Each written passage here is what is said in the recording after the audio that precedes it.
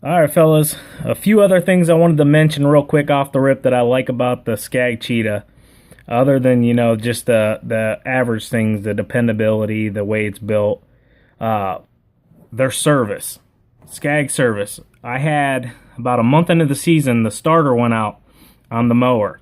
I guess it's common, or I don't know, not so common. But I guess with the starters, you kind of get a good one and you get a bad one. I mean, and I guess I got a bad one. And about a month after the season started, I had only owned it maybe a month and a half. And I took it back to my dealer, and they had me fixed up the next day. They offered me a demo unit to use while I was down. I ended up actually not even needing it because the day it went out, I think it was a Friday. And I took it to them, and they got it back to me Saturday, I think 1-ish.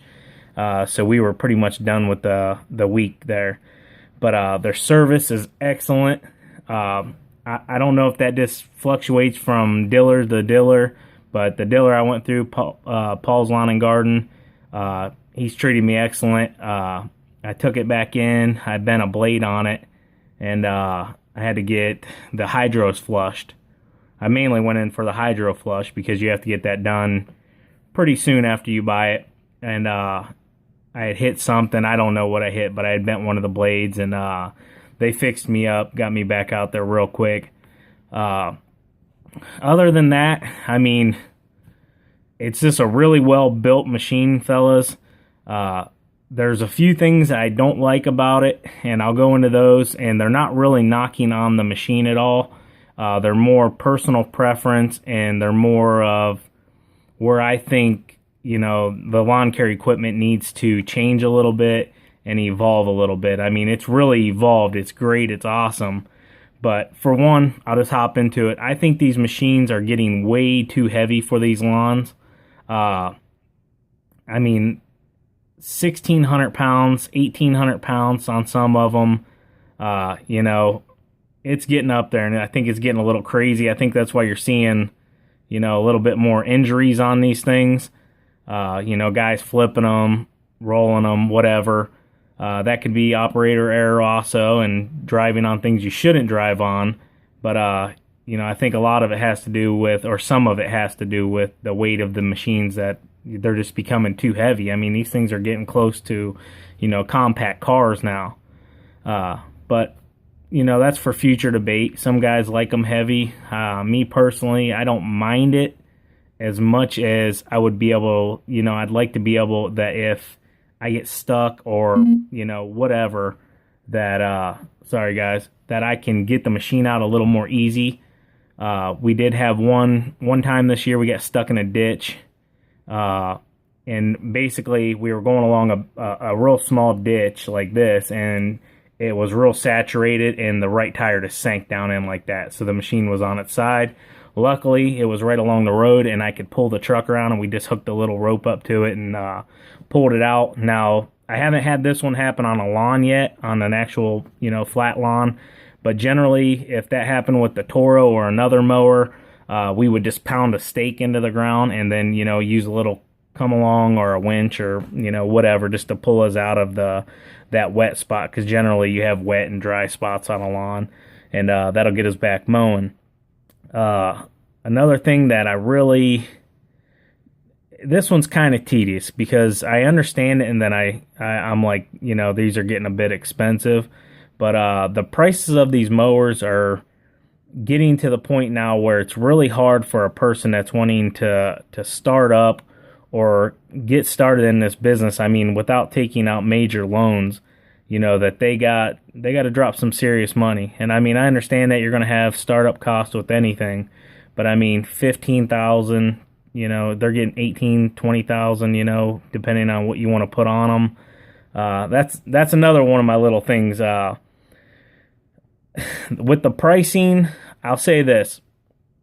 And I mean, I understand Scag's a name brand like anything else, Nike, Under Armour, whatever. They have their brand. You're paying a lot for their brand. But in return, yes, you're getting a great machine, but then when you start comparing it to other machines that are a little less expensive, For existence, I'll say like the Toros or the X Marks, they're a little bit cheaper, $1,000, $2,000, for a comparable machine to the Scag.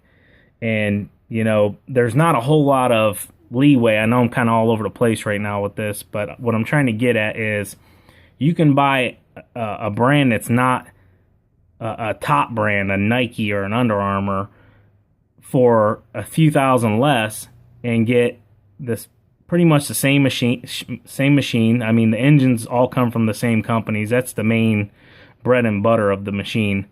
You have Kawasaki, you have Vanguard or Briggs and Stratton, whatever, Kohler.